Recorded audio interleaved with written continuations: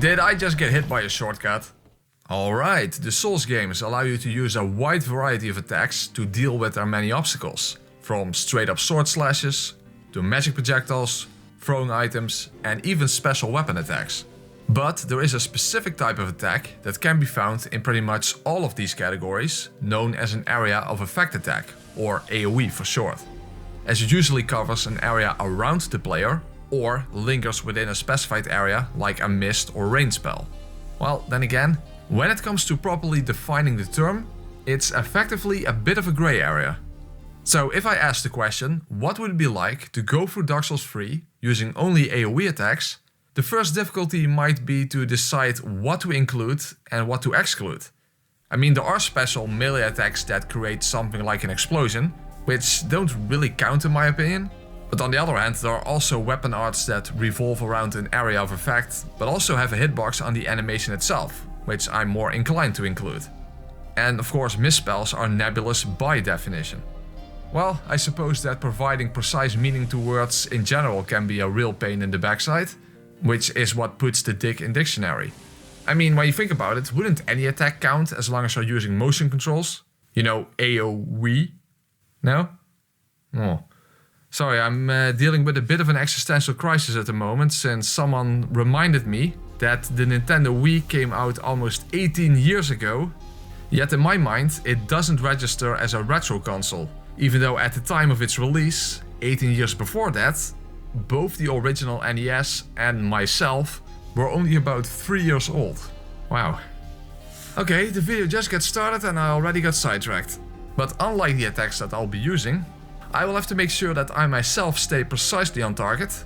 So let's add a specific restriction to this run. On regular enemies I can use anything that I would consider an AOE that I have available to me.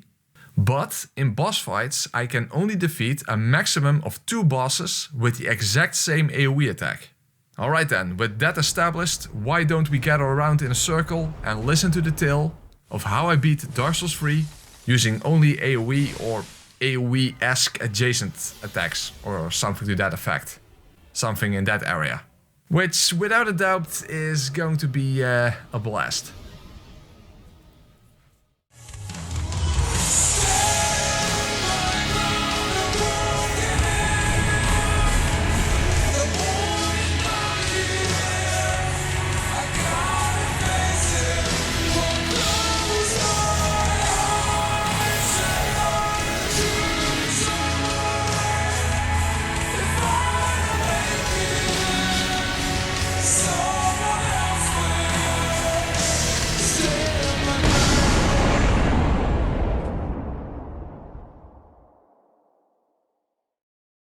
Okay then, we start off as a pyromancer, since we mainly require int and faith for most attacks.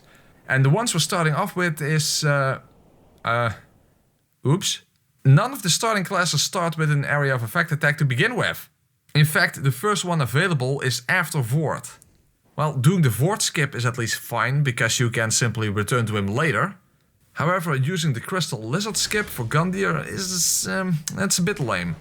Well, then again, it does have an area of effect attack itself, and then we are at least using the area effectively. But, you know, I think I have a better idea.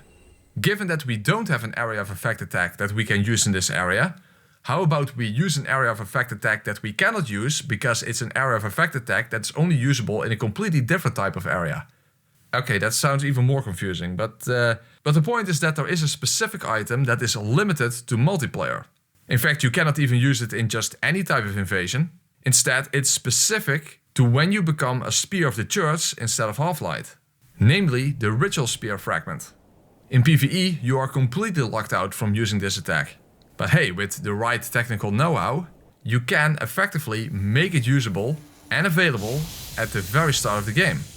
Now, of course, I don't have that technical know-how, but fortunately, Challenger Andy does.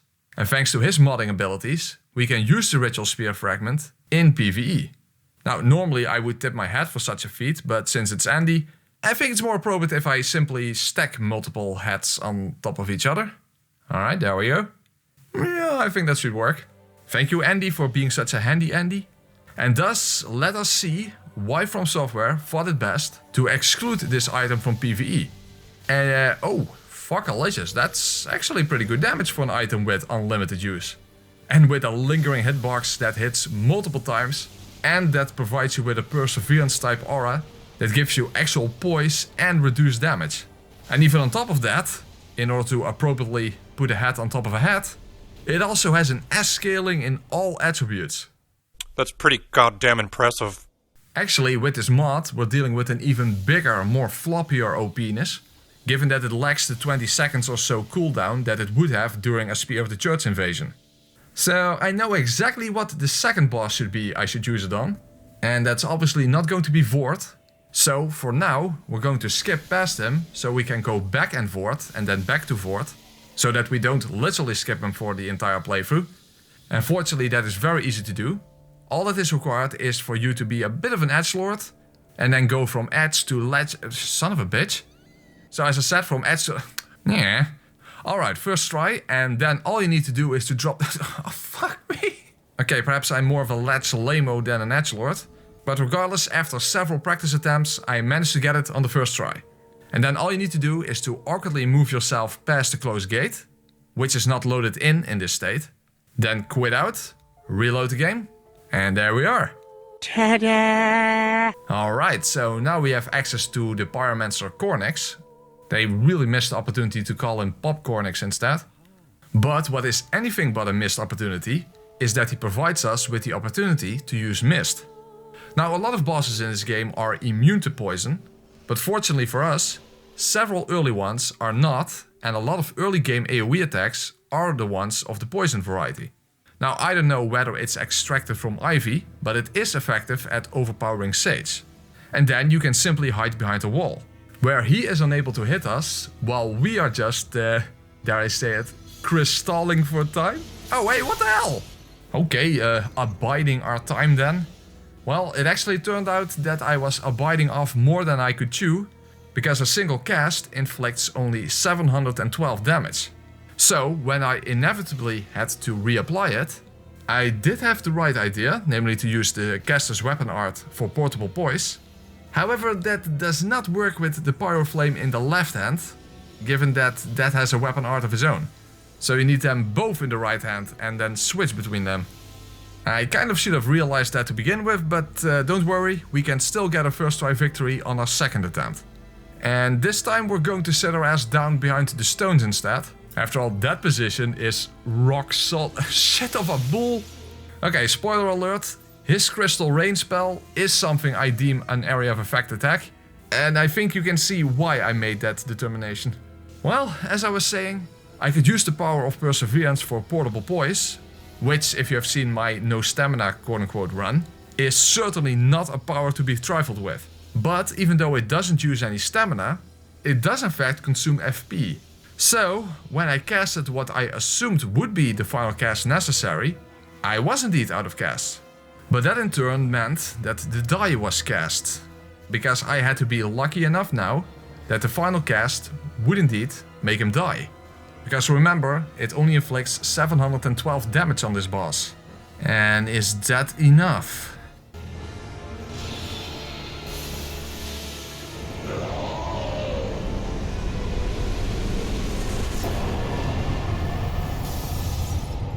Wow, barely enough, but we did make it through.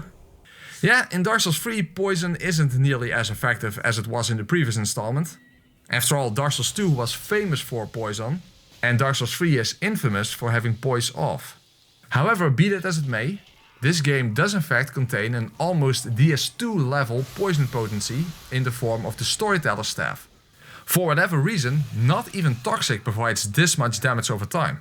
And just like in any other Souls game, walls are convoluted as well, seemingly phasing in and out of existence. In fact, you can even break the fourth wall and expose the seemingly phasing in and out of existence of the main deacon.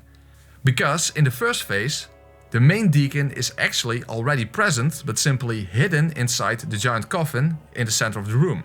You're not supposed to know or ever see that. But since we do have that knowledge, that allows us to fumigate the inside of this structure from the outside. And once he's done coffin inside the coffin, and you have literally smoked him out, you can smoke him again to drain away the remainder of his health. Yeah, I know, it is extremely cheesy, so I suppose we are both literally and figuratively lowering the bar in this case. But you know, hey, what the hell? Is James Cameron present here or something? Because the bar is getting raised faster than I can lower it. Uh-oh. Okay, so my smoke might make the deacon go Hachu, but his smoke in turn makes me go statue. And remember that this is the most powerful poison in the game. Huh. That is a problem. Because the Abyss Watchers, the Dancer, and the Ballsack Tree are all immune. Well, don't worry, we still have a scrap of hope left. A rotten little scrap to be precise. Which allows us entrance to a cold, dark, but not necessarily gentle place, if you ask me. But it is the place where we can in fact acquire another type of misspell, which the Abyss Watchers are definitely not immune to, namely Snap Freeze. Although an obvious problem is that it only does 15% damage and you have to wait for the effect to wear off before you can apply it again. So I suppose it has a warm-up rather than a cooldown period. Well, at least during the first phase, the Red Eye Watcher can do the majority of the work for you, and during the second phase, you can use the standard backstab fishing approach for the safest opportunities. Or heck, even if you manage to outspace his stab attack. It's a lengthy fight this way, of course, but at least a cooldown / warm-up period is much easier to deal with than a countdown until an automatic defeat like against the Deacons.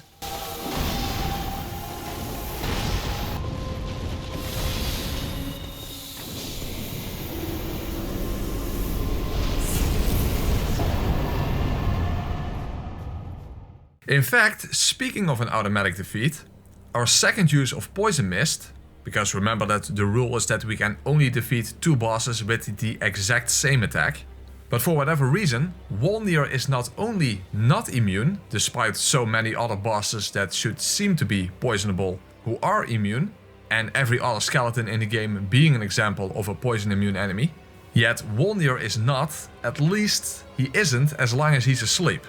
So I have no idea whether this is a design oversight or something, but I'm certainly not complaining, because you can literally sit down and watch his health drain away without doing anything else. And therefore I would like to refer to this approach as the Wolnir Automata strategy. So that is the end of the weaker poison, which still counts as the same status effect as the stronger variety from the Storyteller staff, meaning that I wouldn't have been able to stack them anyway. However, Toxic is regarded as a different status effect, and Toxic Mist can be found down in Lost Izalith. Well, it was already lost in DS1, so the even loster Izalith. But given that that was the home of Pyromancy, this is also where the most powerful AOE spells from DS1 can be found, namely Firestorm and Chaos Storm. However, the former requires a Pyromancy tome from none other than Quilana herself, who apparently canonically died together with the Fair Lady, apparently from natural causes. Yeah, that must have been from old age or something. Yeah, that must be it. Okay, why am I getting so sweaty all of a sudden? Must be the Kung Pao I'm eating. Press likes his chicken spicy. But actually it turned out that it's a good thing that I'm so sweaty, because that also allows me to walk through lava. Sounds about right. That is some really powerful gamer sweat, which in turn can lead to toxicity. Now, the thing is that Cornix does not accept Quilana's tome, because only a witch can teach me a witch's spell, meaning no Firestorm yet. But for some reason he does accept the Izalith tome, even though Chaos Storm was from the Covenant of the Fair Lady in DS1.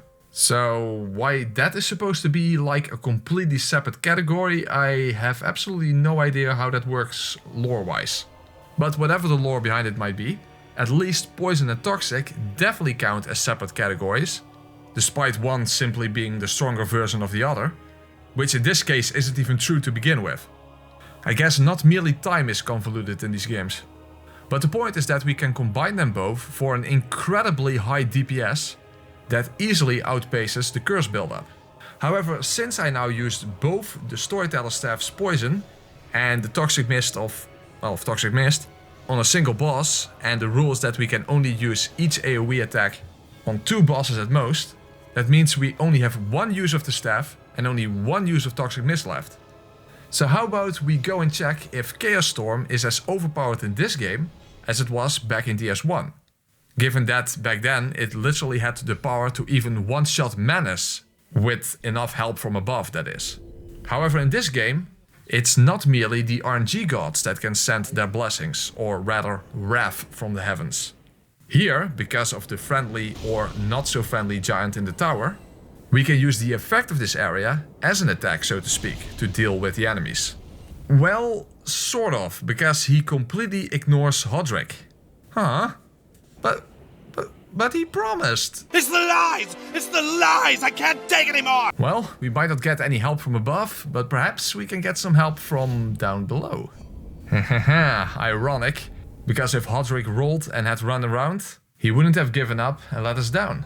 Unfortunately, the aforementioned RNG gods were letting me down as well, because despite how immensely weak the ballsack tree is to fire, that means very little when you can hardly hit anything to begin with, at least with any kind of consistency. So it can be very effective, but it kind of depends on the area. Meaning that trying to burst his balls was a real testicle of endurance. Or of attunement, I should say, because I simply did not have enough FP, given how often I missed. Or simply barely did any damage at all. And in this kind of run, when you're out of FP, you're pretty much boned. Fortunately, that restores your FP and allows you to reallocate your Estus Flask. And, well, the second attempt went better, but there was another issue.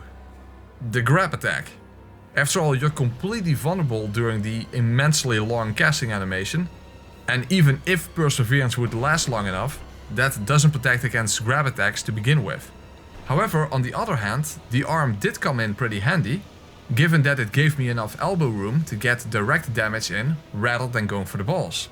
Although I can't put my finger on why I don't associate trees with balls, because although it seems weird at first, but on the other hand, that is precisely where nuts come from. And I was definitely busting one when I finally made the tree bow down. Well, he falls backwards when you defeat him, but you know what I mean.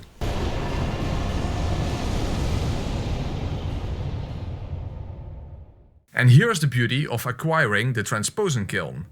It allows us access to several new AOE attacks. Both from souls that we've already acquired, but also from many more to come. But given that we now also have access to Aerofill, we can acquire even more, including collecting valuable Titanite skills that are required to upgrade boss weapons, because some of them have AOE weapon arts. On top of that, we now have access to our second Pyromancy teacher. Well, that's something, old Uria and new Uria in the same room. But regardless of which version you might prefer, when it comes to fire AOEs, Firestorm seems to me like a lesser version of Chaos Storm, even though you acquire it later in the game. Perhaps it's because it's not the equivalent to Fire Tempest from DS1, strangely enough. However, we're going to put that to the test later on, because one obvious obstacle right now would of course be Yorm with his fire, poison and toxic immunity, and his head very much outside of any area that we can affect. Regardless, there is a solution to that, but that requires some intelligence. Well, the stat that is, the tactic itself is extremely easy, but the thing is that we first need to acquire more souls. And Pant of Sullivan is very much not immune to toxic. In fact, it's a popular way to deal with him in certain low damage or highly restricted challenge runs. And therefore it can be very beneficial to us, but highly disastrous to him when shit hits the Sullivan. Now that's something we cannot do this time, of course, but we still have the equivalent of fermented and festering fecal fumes. Oh, I'm toxic again. Good. That's great. I barely stepped into the cloud. I'm toxic. Thanks. Now I'm toxic, so I'm fucked. Fucking bullshit, dude! What do we want me to do? From software! Duh! Although that's the end of Toxic Mist as far as bosses is concerned, we can still use it on the Pant of Night outside of the arena, who holds a rather secretive and hidden AoE attack that some of you watching might not even be aware of, but that people who have seen my No Stamina challenge should be very familiar with. Which is definitely not usable yet given the 19 dexterity requirement, but it's sure to come in handy later on. And speaking of not meeting requirements, and acquiring things for later on, it will take quite literally a miracle to get past certain bosses, and that means we need to get our hands on a chime. And preferably the best chime in the game, towering high above all others. And in addition to that, a simple infusion for the Kestis to restore valuable FP. Very slow, but at least in principle we can no longer run out of it. However, despite all the valuable soldier pops in Anolondo, we still don't have enough to level intelligence all the way to 30, which is the amount we require for Yorm. Hey, don't judge me, we can't be all rich. But that does give me an idea. How about we use Firestorm on Aldrich? He is weakest to fire after all. That power is ferocious, like a firestorm! What the hell is going on down there? But unfortunately, our fire is also kind of weak. Or better said, it's way too RNG dependent. This is one of those attacks that can be good in theory, but rarely is in practice.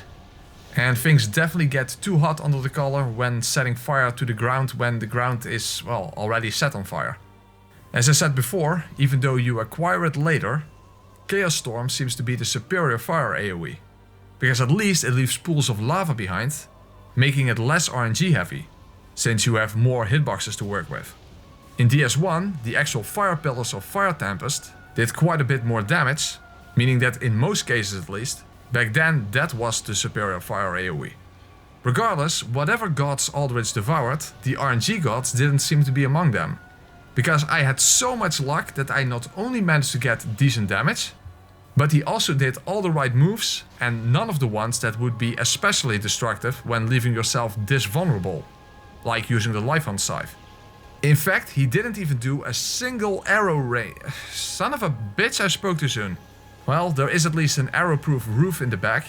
However, it's anything but a completely concealing ceiling, causing colossal camera calamity. Yeah, the cameraman never dies, but he certainly can get you killed. But hey, after rain comes sunshine, so son of a bitch, again? Okay, so I'll have to take another rain check. And that health bar is just mocking me in the meantime. But hey, if not even cold November rain lasts forever, then oh fuck-alicious! Damn it, why didn't I just summon Henri? Because by now I need someone. Everybody needs somebody, and I'm not the only one. You know what, fuck it, I'm just going for it.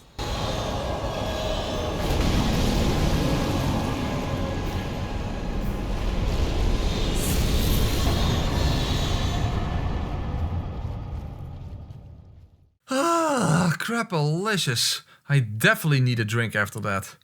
And I mean a stronger drink. Hold on a second. There we go. Gluk gluk gluk gluk gluk. That's some nice teleport. But now I finally have the 30 intelligence required for Pestilent Mist. And that will allow us to take down Yorm. Or Pestilent Mercury as it was originally called. And for some reason they changed it after the first patch. So I suppose that makes my character wielding it the Pestilent Venus. So, Jupiter-sized giant, ready to become an actual gas giant by getting some mercury up your anus? Because it's my set turn to become a Lord of Cinder by bringing you down to Earth and making you sing a whole different Neptune. Oh, oops. Sorry, I thought this strategy was such a hands-off approach that I could use one hand to either Mars while doing this fight. But you have to pay attention that you not only keep the boss in the cloud, but yourself out of it, because it does damage to you as well. Perhaps this mist is actually radioactive plutonium. Hey, hello! Don't get an unnecessary sneaky hit in right at the end. Although, to be fair, even mentioning Pluto was unnecessary as well, given that it's no longer considered a planet anyway. Kind of similar to how we originally thought that Solaire was the lost son of Gwyn, but then was simply downgraded to just a random NPC. So I guess that we at least can regard Pluto's downgrade to be part of the Solaire system. Hey, if Miyazaki is allowed to make convoluted timelines, I should be allowed to make convoluted scripts. Hey, so don't judge me for that. I mean, some of you might already judge Crystal Hill to not count as an area of effect spell, but it certainly felt that way when fighting the Crystal Sage, as you have seen. And I also doubt that you would say the same thing about founding Rain of Stars from Elden Ring. So I say, fuck it, it counts. And who better to use it on than a boss that rains down fire and brimstone in return? Well, the actual reason is that this spell is not very good, but Old Demon King doesn't have that much health and magic resistance. And therefore it's actually performing quite decently if you ask me. I mean, I wouldn't expect Gene Kelly to start singing its praises. Unlike me praising the Demon King's massive meteor rain, that I would love to use myself. Or heck, how about the explosion when he goes into his final and very much helpless phase? I think that's when he goes from demon to demoth. Oh, son of a bitch, I was too close. Well, regardless, neither of those are attacks that the soul of our old fair weather friend here can provide us with. No, it's actually... crapalicious, don't have the stats for it. Not even close. Okay, well that's just insulting. Well, that's a good reason to pay a visit to someone who respects us. But the thing is that the weapon art of this weapon is a special version of Perseverance.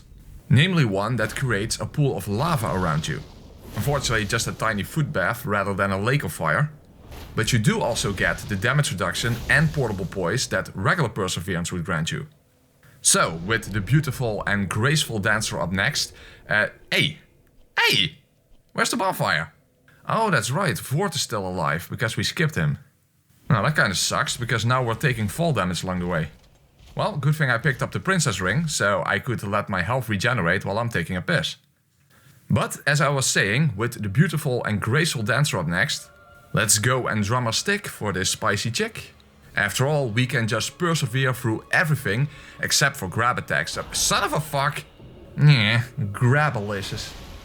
Yeah, and on top of that, the damage output turned out to be pretty damn bland. Well, actually, appearances can be deceiving, quite literally, because I thought I accidentally did a regular R2 attack, so I wanted to let myself die in order to reset the fight, until I realized what actually happened. This weapon art consists of 3 hits, not counting the lingering lava, and the 3rd hit will instantly stagger the dancer, apparently. However, once I decided to just keep going anyway, I had wasted too much HP already. But it is good to know that I at least can inflict a lot of damage and stagger her in the process. The problem is that the emphasis is very much on the word can. Of course, can is half a dance already. But the point is that the attack itself has a tiny hitbox, and even though the floor is quite literally lava, the boss can still dance circles around us. Regardless, the sound of ground pound is not the right beat for her, but it's still the right way for me to beat her. At least, as long as I can survive. And, once more, I ran out of healing. Now, Seekbrow almost helped me out. However, even a stiff drink cannot help you when you're cornered. Yeah, I wish I could have drank my trusty teleport in-game as well. But to be fair, I should have tried to develop an actual strategy, rather than to just mindlessly Oonga Boonga the floor like a caveman. But you know, I guess it's to be expected that when you carry a giant chicken drumstick, you're bound to act like a bit of a bird brain. But at the very least I'm not chicken shit. So this lady here might think that she can dance better than me, but ultimately I'm the one doing the clubbing.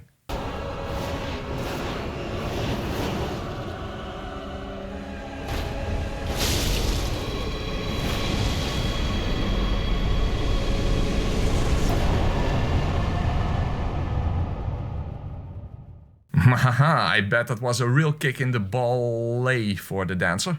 But after some spicy chicken, we require a frosty dessert. And the Dragon Slayer armor is up next, who is weak to frost. But that's not even the real reason why I had to insist on taking him down with the Pontiff Scythe buffing animation. No, that's because of vengeance. If you see my no stamina quote-unquote run of this game, then you know that this is one of the very few attacks in the game that doesn't consume any stamina. And also probably never was intended to be used as an attack in the first place. But back then I tried to defeat the Dragon Slayer armor with it, yet it wasn't feasible to survive long enough without being able to roll and run away, especially given the constant cooldown periods. But now the turn has stabled. In fact, I even tried to reset the frost with Firestorm, but that wasn't really worth the additional risk. No, I had to savor the experience and let him experience the cold taste of defeat for a very much extended period of time. So I purposefully made the fight drag on, while avoiding his slaying, because he might have more AR than me, but his armor is still no match for me. Now for Osiris I could use the same strategy as in the aforementioned no stamina challenge, at least concerning the second phase. This time the first phase simply was more easy to execute. And yes, I know what you're thinking, wouldn't it have been more theme appropriate to use Pestilent Mist, given that is what he uses against you? However, since that would prevent me from using it in a later fight, given the rules of the run, so unlike him, I didn't want to throw out the baby with the well, not bathwater per se. In fact, I probably need to save that up in case I can sell it when I get an even more dedicated following. Little mental note there. But the point is that once you get Osiris stuck behind the branches, you can slowly whittle down his health one proc at a time. Now, he can still hit you on occasion, but there seems to be very little danger of him getting unstuck. Which means you can just sit down while awaiting victory. And speaking of sitting down, the real reason we are here, and we are here right now, is in order to get the gesture necessary to reach Archdragon Peak, given that I require an unlimited Titanite source of basically every variety. And although we cannot do a plunge attack of any kind on the Ancient Dragon, obviously, we still have one more use of poison remaining, namely from the Storyteller Staff.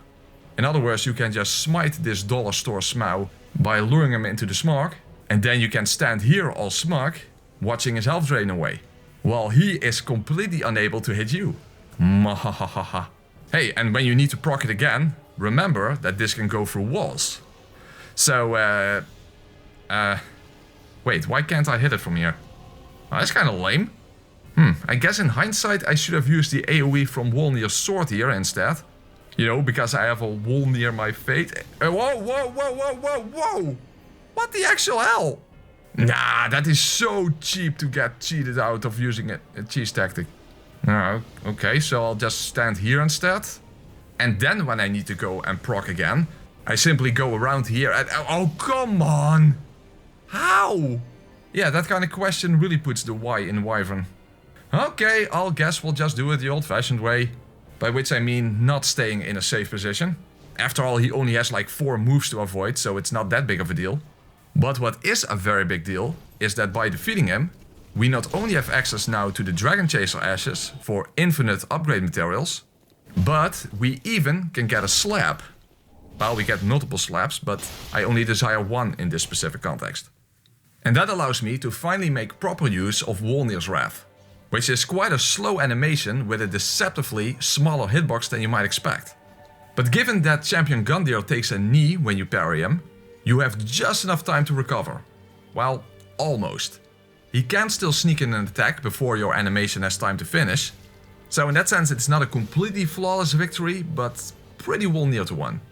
Oh, by the way, the damage output is pure physical. It's not magic, and holy damage wasn't a thing yet in DS3. So I guess the actual lore behind calling it Holy Sword is because, you know, the sword is full of holes. But what is actually quite lore appropriate in my opinion, is that this attack is essentially a less powerful version of the miracle version of Wrath of the Gods. But of course the downside of that one is that it requires first of all a fully upgraded Chime, and at least 30 faith. So I'm afraid we need to respec again, so I'm salivating for the opportunity to get my hands on another tongue. However, that can actually get quite messy. That somehow looks familiar. However, this area does not, so where exactly do I go from here? Am I lost? Ah, no way, I'm a fighter. I'll figure this out. And thus, we give Rosaria what she wants, and in return we get what we want. After all, getting respect is a two-way street. But regardless, we're now going back to the main road we're supposed to take. You know, before we're going to take another massive detour again. Because if we go through the archives and up the tower where the Hunter's Ring can be found, you can drop down and acquire the very secretive, but of the most sacred origin, Divine Pillars of Light. Which is without a question the absolute worst spell in the entire game. Arguably one of the worst attacks in general. There's not even a single example I could find of anyone beating the game using only this spell. And although it has been on my list for a very long time, but based on several tests I did, I'm not sure how feasible that's going to be. So if anyone wants to destroy whatever sanity they have left, then go and try to be the first person to beat Dark Souls 3 using only Divine Pillars of Light. Because no matter how you approach it, it would definitely require a miracle. However, if it's that horrible, then how on earth can I beat any of the remaining bosses with it? Well, remember that Vord has been alive this entire time. And even Divine Pillars of Light will appear like an actual attack from heaven above when you use it with a fully upgraded Yorshka Chime and 2 miracle boosting rings on a boss that only has 1328 HP. And even then it's not a one shot with nearly all, if not actually all of the pillars connecting. Well, anyway, finally we have access to the undead settle. Oh, wait. Oh, never mind. Alright then, let's go from a miracle that requires a real life miracle to a miracle that has the exact same faith requirements for some reason, but one that is actually very effective. Hello? What the hell? Wilhelm is preventing me from casting. Well, if he's blocking my wrath, then I'll be blocking his path. Just go around it. He's not gonna hurt you. Just go around it. No. I think we should probably just go home. Maybe we'll do it another time. No. But as I was saying, God's wrath has the same 30 faith requirement, but is a miracle actually worthy of that requirement? Because this is a pretty decent spell. Now it does consume a lot of FP, and it is rather slow, especially when you charge it up. So you will have to use it with caution, but against a boss like Frida, it has an additional benefit. Namely the ability to knock down humanoid enemies. And of course there is a certain delightful irony in using God's wrath against a nun. However, she is also incredibly light on her feet, meaning that she can jump away just outside of her AOE range. And there's yet another downside in the second phase. Namely that casting, just like when using consumables, triggers her input reading, causing her to constantly dash towards you. Meaning she can suddenly be right on top of you out of nowhere. And even when she does stay at a distance, there is a real danger of her out AoEing you with a much larger area of effect. And a shorter time for the effect of that area to take effect. In the sense, it might even be better to just attack her instead. Unfortunately, she leaves herself extremely vulnerable when she's performing the healing incantation. However, in the third phase, it is vital to get behind her, and her starting position was right with her back against the wall. However, fortunately, she doesn't jump straight up, but moves slightly forward in the air. So even when she appears to be in a bad position, in all likelihood you will still have sufficient space. But in turn, she tends to have sufficient space as well. So there is a constant danger of her moving just outside of your AoE range. Because in theory, you could knock her down repeatedly, but not necessarily in practice. Especially given how much stamina you consume when casting and how small the window of opportunity can be. So it was perfect when she got herself into a corner, where even she would be bound to lose her religion, yet she was not willing to lose the battle. Well, that would have been the case if I hadn't lost my stamina in the process. So if that happens, it's your endurance as a player that will be put to the test.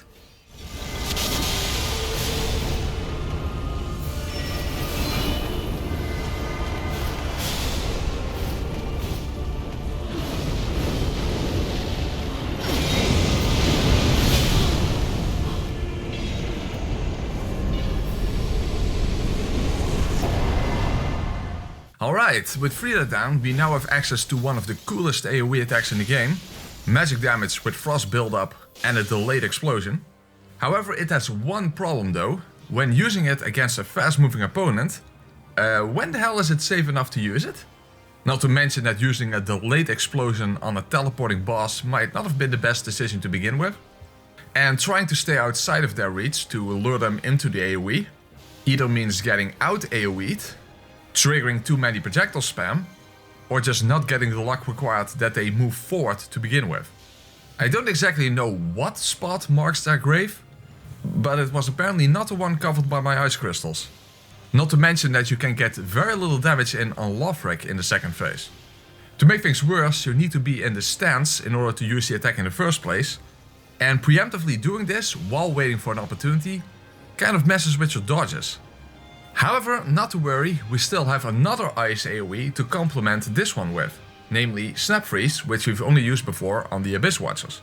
And I suppose that by now everyone and their brother knows about this tactic, except these ones fortunately. But it's possible to not just freeze their bodies, but their minds as well. At the end of the first phase you have to make sure that you finish off Lorian in the back of the room. If you do this successfully, they don't even realize you are there. And of course, castles weren't known for having modern day quality isolation, so a little draft is to be expected. And how many casts do you need per proc? Just one. 2 princes kneel before you, so just go ahead now. Or something, I don't know. Not really a death worthy for a king, and waiting for the frost to reset is a royal pain. However, in the end, this victory didn't exactly feel like a crowning achievement. So although originally this was the only boss I had planned to use Frida's Scythe on, perhaps in hindsight this was merely to break the ice. The run is not over yet after all. In fact, we still have the entire Ring City DLC ahead of us. But in order to make our way through there, we need a weapon from the other DLC. After all, we are human, so we don't merely rely on wrath from the heavens, especially when there's a very earthly source accessible to us. In fact, in all of these years playing this game, I don't think I've ever used this weapon before. And I must say, using this unique weapon art was a groundbreaking experience for me. Because it's so much more effective than I ever could have expected. Oh, whoa, whoa, whoa, before I forget, deepest lore, deepest actual lore here. These things here are called Pilgrim Pupa. Official name, Pupa is canon now. Thank you Miyazaki, I praise thy name. Even more than the sun if necessary. But, okay, where was I? Oh yeah, the Earthshaker is perfect to take down into the depths of the earth. Because it has earth-shattering results against the demons from below. Meaning against both of them, but, you know, from below. It is a dangerously slow animation, especially given the toxic laser. And it drains away stamina like a mother of the fucker variety. But the damage output is more solid than the rock beneath our feet apparently. And on top of that, it is very effective at staggering them, allowing you to get even more damage in. However, that does not imply that the fight is easy and straightforward, because in the second phase, it is much harder to find a safe enough attack opportunity, given how lengthy the animation is. In fact, I was being so passive that I died before getting any damage in on the prince at all. And to make it worse, in the second attempt, I simply had a really unlucky start and even got caught in the toxic laser. And of course, I forgot to actually have a purple blooming moss equipped in my quick bar. So all in all, in this attempt I went through way too many healing flasks before getting to the second phase. But perhaps I will get some really good RNG, including a stagger. And indeed, I did. However, then I basically undid that advantage by immediately taking tons of damage myself afterwards. Yeah, isn't that nice? So I may not be mopping the floor with him, but despite the earth crumbling beneath my feet, I do know that I have the stones necessary to stand my ground.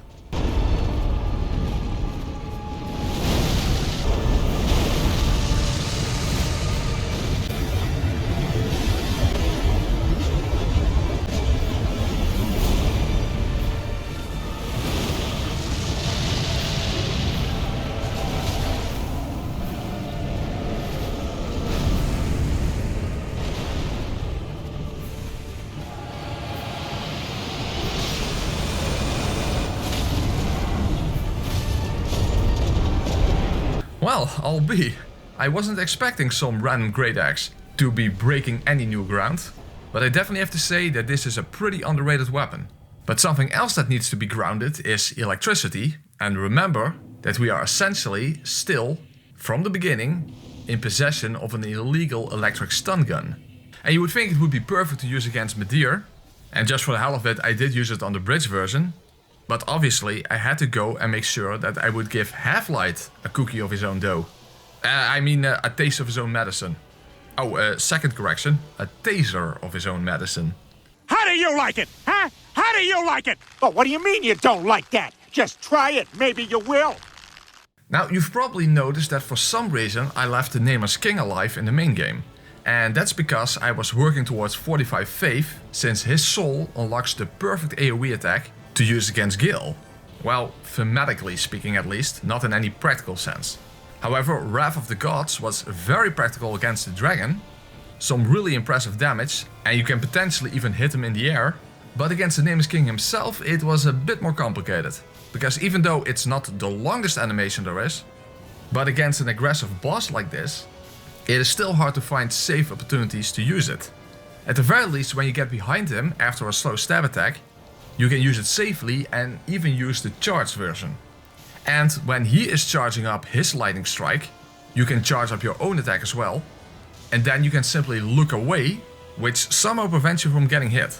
It's a bit of an obscure trick that some of you may not even know about, and I have no idea how it even works, but it does indeed prevent you from getting hit.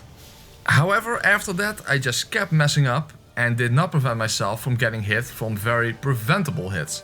Mainly because I failed to notice in time that I had slightly less FP than necessary, and therefore had to wait for my simple cesses to regenerate the amount I needed. Or of course use an Ashen Estus. Oh, and I somehow messed up the camera on the second lightning strike because, whatever reason you can come up with to make it appear not to be my own fault. But then both of us were only one hit away from death, and he started to edgelord walk towards me, daring me to attack. And I got impatient and dared, and therefore died. Well, second attempt I was a little more careful. Big emphasis on little.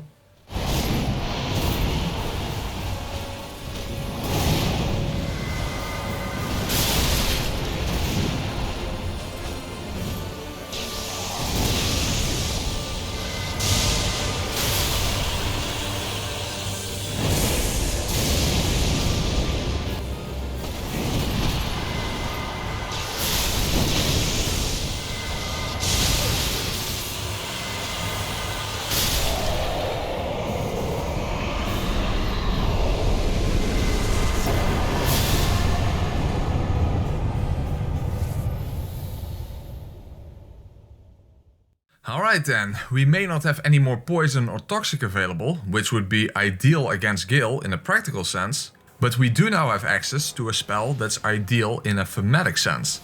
Because Gil might be the storm that is approaching, but I am the storm that is already here or something. Although I wasn't exactly kicking up one in the process, because despite the high stat requirements, this miracle is shockingly unimpressive. Not terrible or anything, but just not something that would shift the balance of power in this fight. Not to mention that it's a triple hitbox somehow, so the damage output is like the AOE itself, all over the place. And that's just the current trend, because although he sticks more to the ground in the second phase, I very quickly short-circuited when trying to find a safe attack opportunity, as soon as his moveset changed. Okay, this is not going well, but no reason to blow a fuse just yet. I simply need to amp myself up and only go for very selective opportunities. And keep hold of all of my Estus, meaning to not take damage in the entirety of the first phase in order to keep all of my healing flask full, so that I wouldn't even need to catch lightning in any of those bottles. And I very much succeeded at that. In fact, when I started to look for the silver linings in the dark clouds hanging over me in the second phase, I could indeed find ways to force lightning to strike the same place twice, or thrice, or however many times I needed. To be fair, it wasn't a perfect storm by any means, but I made it into the third phase with most of my healing flasks still remaining, and by then I could take my usual approach, waiting out the giant combo, if anyone remembers my level 1 strategy from back in the day. In fact, I could even make use of that combo that ends in a stab attack. It's a very patient and therefore slow process, but the only hurry I was in was the one of the cane variety, in this kind of bad weather. In fact, come to think of it, how about we turn that into the ultimate area of effect attack? How about we make Gil himself weather the storm that he himself has created? After all, Gil takes a tiny bit of damage from his own lightning strikes. Very minor amount, but tiny changes to his health bar can lead to major changes over a long period of time. So the ultimate area of effect attack is to use the area effectively in order to win through the effect of the area itself. So, sorry to steal your thunder, Gil, but if you stay out in the cold wind and rain for long enough, which in this case means about 40 minutes, it is inevitable that you will feel a little bit under the weather.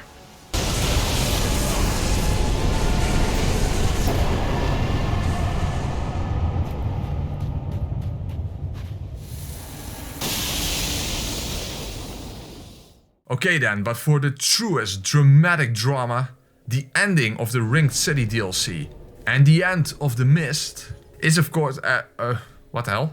Oh, that's right, I no longer have the stats to use the Mist.